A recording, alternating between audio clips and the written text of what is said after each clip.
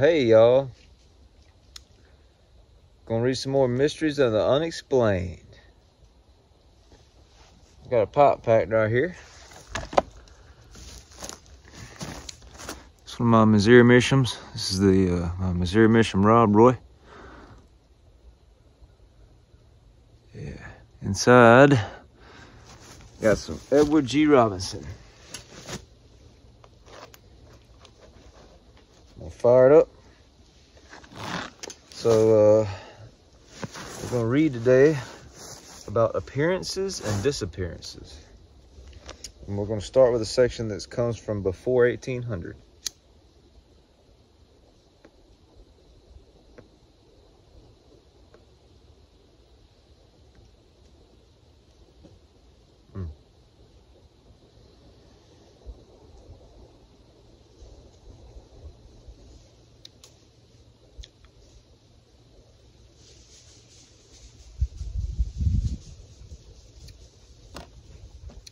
So America's colonial history is haunted by the disappearance of a Roanoke colony founded in 1587 by more than 100 English men and women. Settling on the Virginia coastal island, now in North Carolina, they intended to farm and to pay for supplies from home by selling wild sassafras, a costly import prized medicinally in England. The governor of the colony, John White, sailed back to England for supplies to sustain the colonists through the coming winter. Detained there by the war with Spain, White finally returned to Roanoke in 1591 and found all had vanished, including his daughter and her infant, Virginia Dare, the first white child born in America. Carved on a post at the abandoned stockade was Croatan, C-R-O-A-T-A-N, the name of a nearby island and of a local Indian tribe. Bad weather prevented further search, and so White returned to England. The only inkling of the fate of the lost colony came a century later when colonists reported seeing Indians with gray eyes and fair hair. That's from Reader's Digest. American Folklore and Legend, page 31. I always thought it was a pretty interesting tale about, early America.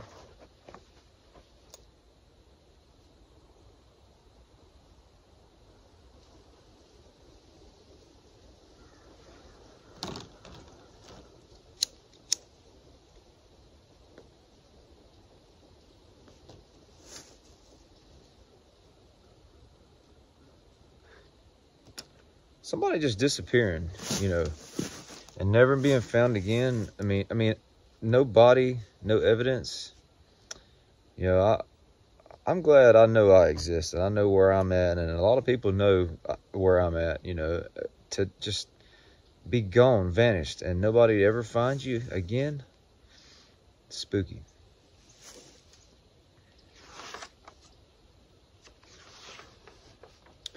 So the next little bit comes from 1800 to 1830. I always thought this was pretty cool. The monotonous routine of the inmates of the Prussian prison at Wesselmann was surprisingly disrupted in 1815.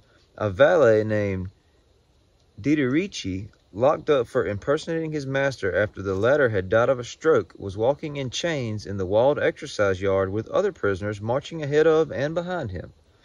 Suddenly, Diederici began to fade. According to both prisoners and guards, within seconds he was invisible. Then his manacles and ankle irons clinked to the ground. Nothing more was ever seen of Diederici, who somehow had made a reality of every prisoner's dream. That's from Among the Missing by J. Robert Nash, page 331.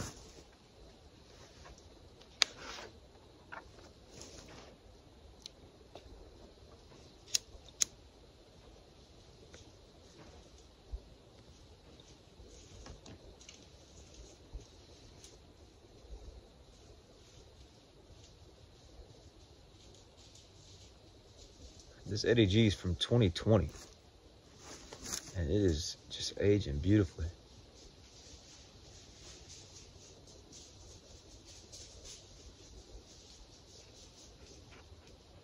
So The next section is from 1830 to 1860 to 1880.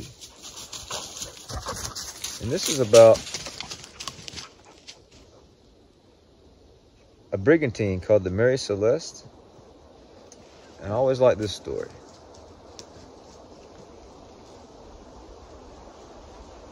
I like nautical mysteries. On December 4th, 1872, the brigantine Mary Celeste was discovered east of the Azores, bobbing along at half sail and deserted.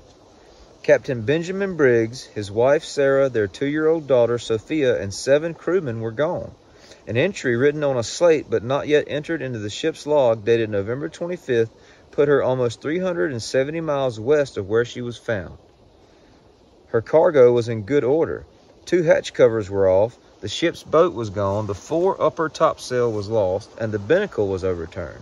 Most important, the wheel was not lashed, an indication that the ship was abandoned in a hurry. By coincidence, the captain of the Dea Gracia, who had made the discovery, was a friend of Briggs's and had dined with him less than a month earlier, toasting Briggs's new command. Captain David Morehouse and the crewmen who helped salvage the Mary Celeste testified at length during the 3-month inquiry at Gibraltar concerning the abandoned brigantine. From the beginning, legends and rumors wrapped themselves around the case. The Attorney General of Gibraltar theorized that the crew had broken into the commercial alcohol, which was the cargo, then killed Briggs and his family in a drunken fury and escaped by lifeboat. In fact, the alcohol would have blinded or killed anyone foolish enough to drink it. Others whispered that Morehouse and Briggs had plotted the Mary Celeste's abandonment to get salvage money, then quarreled on board the Dea Gracia with fatal results. But the 2 men's friendship was well established, and there was no evidence whatsoever for this story. Yet the naval court saw fit to award the Dea Gracia a salvage fee that was only a fraction, 1/5, of what it should ordinarily have been. According to one account, Briggs had feared that the flammable cargo was leaking and hastily abandoned ship, then had become separated from it as a vagrant wind filled its sails. Possibly the best explanation is that a waterspout hit the Mary Celeste. The atmospheric pressure inside a waterspout is very low. The difference between that pressure and the normal pressure inside the ship could have caused the hatch covers to blow open and forced bilge water up into the pump well. It would appear the ship had taken on 6 to 8 feet of water and was sinking fast. Over the years, a number of true explanations were published, several purporting to be by survivors of the Mary Celeste's crew. One clearly fictional account was by author Conan Doyle, the creator of Sherlock Holmes. Published in 1884, it was reprinted as fact by many newspapers, and every investigator since has had to cut through the fables Doyle put forth.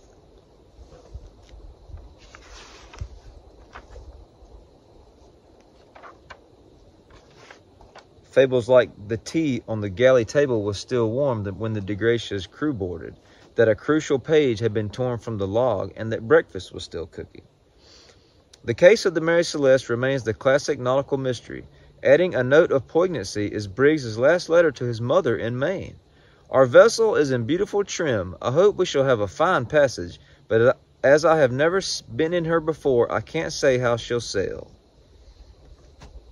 And that's from Into Thin Air by Paul Begg, pages 88 to 117. The Secret of Mary Celeste, Bradford Gresham, and Among the Missing, J. Robert Nash, pages 334 to 37.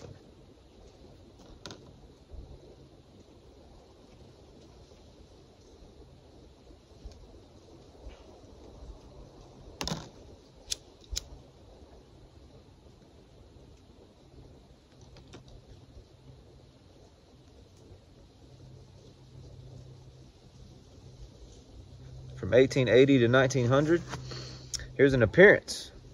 2 children appeared from a cave near Banjo, Spain in August 1887. Their skin was green and their clothes were of an unfamiliar material. They could not speak Spanish and their eyes appeared oriental. At first they would not eat and the boy died, but the girl survived and learned enough Spanish to explain that they came from a sunless land, where one day a whirlwind had swept her and her companion away and deposited them in a cave. Understandably, this did little to dispel the wonder surrounding her. She died in 1892, her origins still unknown. That's from Enigmas and Mysteries by Colin Wilson, page 131.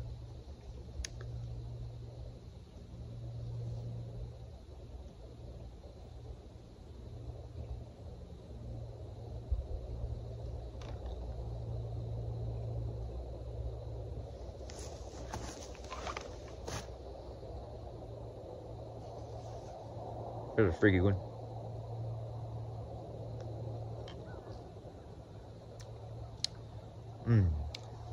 A distraught young Englishwoman came to the British Embassy in Paris one day in May 1889. She and her mother, on their way home from India, had checked into a hotel not long before, taking 2 single rooms, and the mother had fallen ill. The hotel doctor had examined her and sent the daughter out for medicine. When she returned, the hotel staff denied ever having seen her mother. Only the younger woman's name was in the hotel register. When she insisted on seeing the room her mother had occupied, she found it was not the one she remembered. Even the hotel doctor denied having met her before. Unable to make her story believed, the young woman ended up in an asylum in England. Some have speculated that the mother had contracted plague in the Far East and that the hotel staff had conspired to suppress the news, even going so far as to redecorate the mother's hotel room and to dispose of her corpse rather than lose business. But the only evidence to support the case of the vanished matron was the young woman's own testimony, a sign of madness possibly, but if true, surely enough to drive her mad. That's from Reader's Digest, Strange Stories, Amazing Facts, page 361.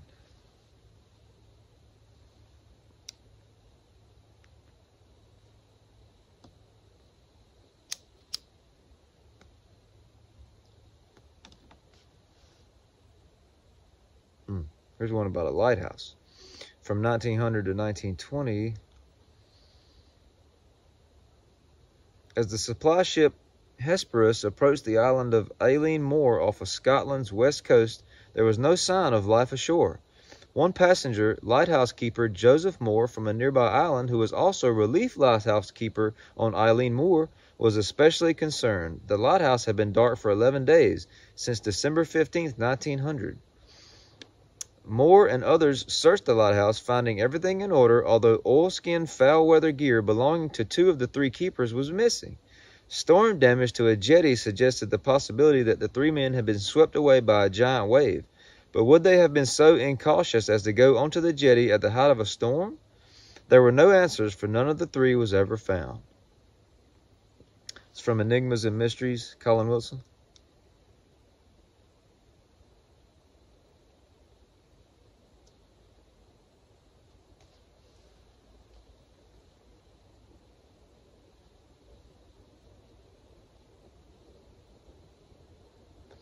"Be back shortly. Keep supper for me," said Charles E. Austin of Yonkers, New York, to his wife the evening of March 28, 1905, as he left his house. That was the last time she or anyone saw of him. J. Robert Nash, Among the Missing, page 253.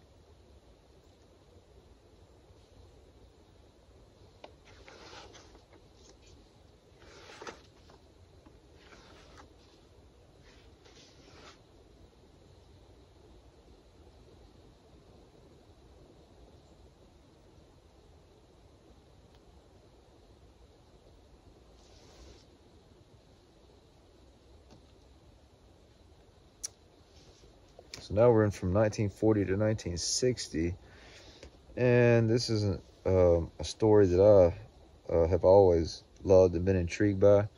It's got to do with the Bermuda Triangle. Get a swig here.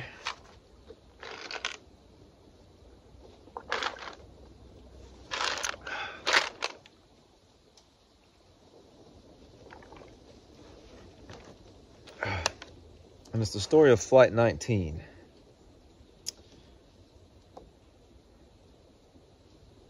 The Bermuda Triangle is a fascinating place.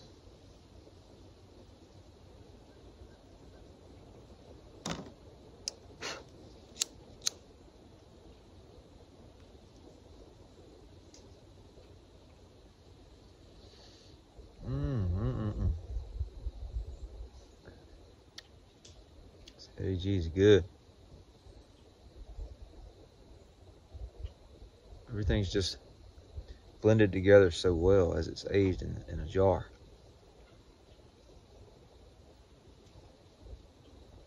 It's a kitchen sink blend. But it's all sort of just melded together. So, the lure of the Bermuda Triangle, the area east of Florida where ships and planes are said to disappear in numbers too large to be happenstance, grew with the loss of Flight 19 on December 5th, 1945. 5 TBM Avenger torpedo bombers took off from Fort Lauderdale on a 320-mile navigation training exercise that should have taken them east, then north over Grand Bahama Island, then southwest back to base. Leading Flight 19 was Lieutenant Charles Carroll Taylor, one of 2 experienced crewmen aboard the planes. The 12 other pilots, radiomen, and gunners were all students in training. Less than 2 hours after the 2:10 p.m. takeoff, radio messages indicated that Taylor had become disoriented. And this is him quoted here. "Both my compasses are out. I'm over land, but it's broken. I'm sure I'm in the Keys, but I don't know how far down, and I don't know how to get to Fort Lauderdale. In fact, anything like the planned..." Okay, and that's the end of his quote there. "Anything like the planned course should have put Flight 19 near Great Sail Cay, 200 miles northeast of the Florida Keys." For the next 2 hours, fragmentary radio contacts revealed Flight 19 flew chiefly north and east in the apparent belief that it was over the Gulf of Mexico and would soon encounter the west coast of Florida. One of the last transmissions from Taylor announced, this is him, "All planes close up tight. We will have to ditch unless landfall. When the first man gets down to 10 gallons, we will all land in the water together. Okay, and that's the end of him there talking. One flying boat set out from Miami to search for the presumably ditched airmen, but had to turn back when its antenna iced over. Another took off from the Banana River Naval Air Station. Half an hour later, a tanker observed a burst of flames and investigated a patch of oil and debris where the flying boat must have crashed."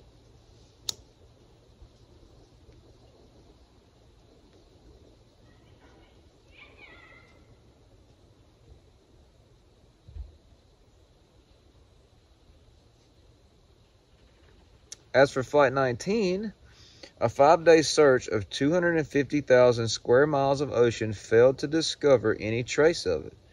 Over the years, exaggeration and legend have made the story of Flight 19 even more puzzling than it was, embellishing it with hints of UFOs and alleged radio messages such as, "Even the ocean doesn't look as it should," and "Don't come after me, it looks like..." Still, there are questions at the core that even the 400-page naval inquiry record could not answer. Why did both of Taylor's compasses fail shortly after they were checked out in the pre-flight inspection?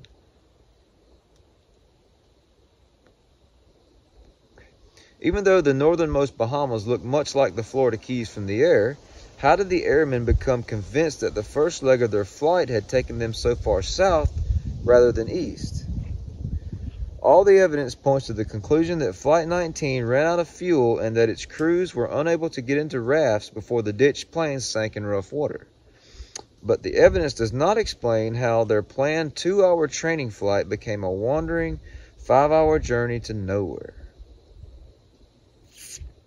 And that's from The Bermuda Triangle Mystery Solved by David Couch Lawrence, pages 97 to 122. Here's a picture, sort of that area.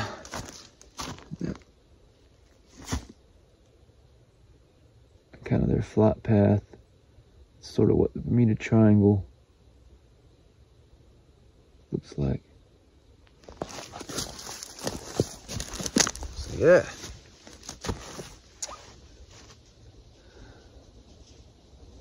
Five planes, no evidence? No trace.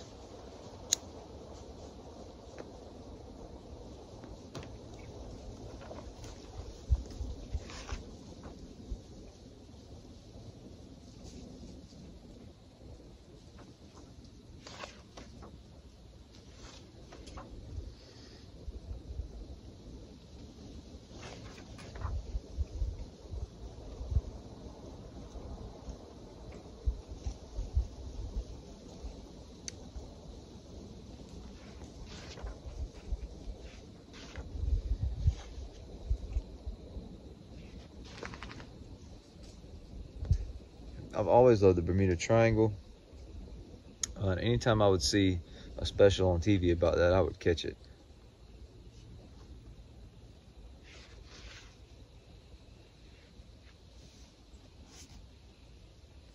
So here's one. So now we're time period since 1960. Skyjacker Dan Cooper parachuted from a Northwest Airlines Boeing 727 into a rainy Thanksgiving night in 1971.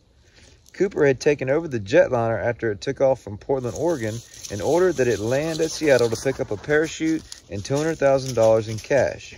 His demands were met, and the plane took off again.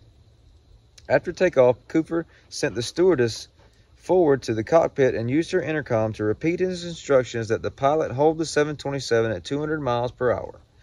When they were approximately over the Lewis River, Cooper opened the rear exit door and jumped, without protective gear, against the wind and freezing rain outside, but apparently confident. Over the years, a plastic notice sign from a 727's rear door and a parachute were found in the woods. Then, in 1980, some of the marked bills from Cooper's haul were found in mud dredged from the Columbia River. That confirmed the belief in some quarters that Cooper had not survived his escape and that his skeleton lies somewhere underwater or in the deepest woods. But to others, captivated by Cooper's coolness and planning, he is a heroic scoundrel who deserves to be living well wherever he is today. That's from the New York Times, November 26, 27, 28, and 30th, 1971, and February 13th, 14th, and 22nd, 1980. Well, that's going to wrap up Mysteries of the Unexplained. Next section we're going to go to next time is going to be Monsters and More. So, yep. There's so many other good ones in here about people just appearing and disappearing. It's such a mystery, you know. No trace of people.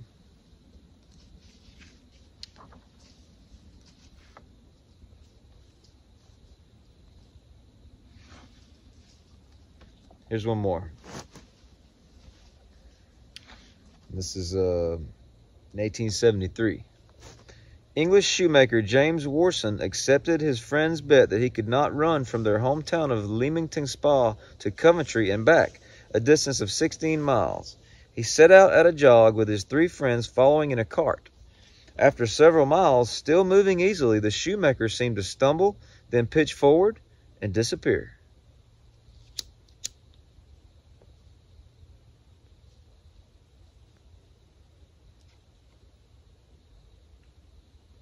The 3 men searched in panic, knowing there was no rational explanation for what they had seen. When they failed to find any sign of their friend, they returned to Leamington Spa and told the police what had happened. Despite prolonged questioning, they could add nothing to their simple story, but neither would they retract any part of it. Warson had been there, running a few yards ahead of them, and then he was gone. That's from Into Thin Air by Paul Begg. Well, thank y'all so much for watching. I really appreciate it. Next time, Monsters and More in the Mysteries and the Unexplained series.